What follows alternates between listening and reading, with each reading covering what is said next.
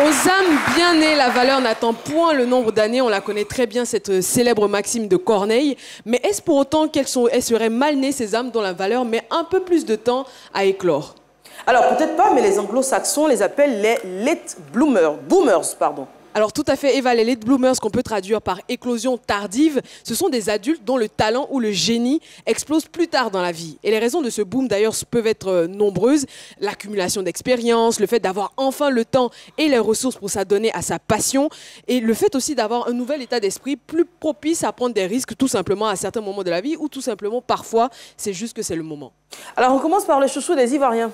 Le chouchou des Ivoiriens, le fétiche même des Ivoiriens, Didier Drogba. À plein d'égards, on peut considérer que Didier Drogba était un late bloomer. Les fanatiques de Marseille ou de Guingamp le connaissaient très bien, mais il a fallu attendre son arrivée à Chelsea en 2004 et particulièrement cette saison en 2006-2007 pour que son talent s'impose à la face du monde. Et à ce moment-là, il avait 28 ans. 28 ans, ça a l'air pas beaucoup, mais dans le foot, c'est quand même un âge qui est assez avancé. À titre de comparaison, Léo Messi, il avait déjà un ballon d'or à 22 ans, un CR7 à 23 ans, ou même en Afrique, un Eto'o, il avait son premier ballon d'or africain à 23 ans, mais Drogba, il a fallu attendre qu'il ait 28 ans, et le deuxième à 31 ans.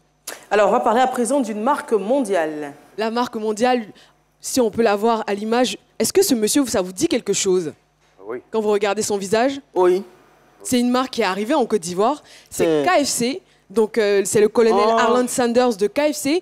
Aujourd'hui, KFC, c'est 148 000 restaurants dans le monde entier, dans 145 pays, avec 2,5 milliards de chiffres d'affaires par an. Mais ce qu'on sait moins, c'est que le colonel Arland Sanders, il a créé son entreprise aux alentours de 60 ans. C'est en 1952 qu'il crée sa franchise KFC. Il est passé par énormément de turpitudes dans la vie. Il a été conducteur de train, assureur, fermier, puis restaurateur. Et c'est vraiment à 65 ans, après cette série d'échecs, qu'enfin il atteint le succès commercial avec KFC.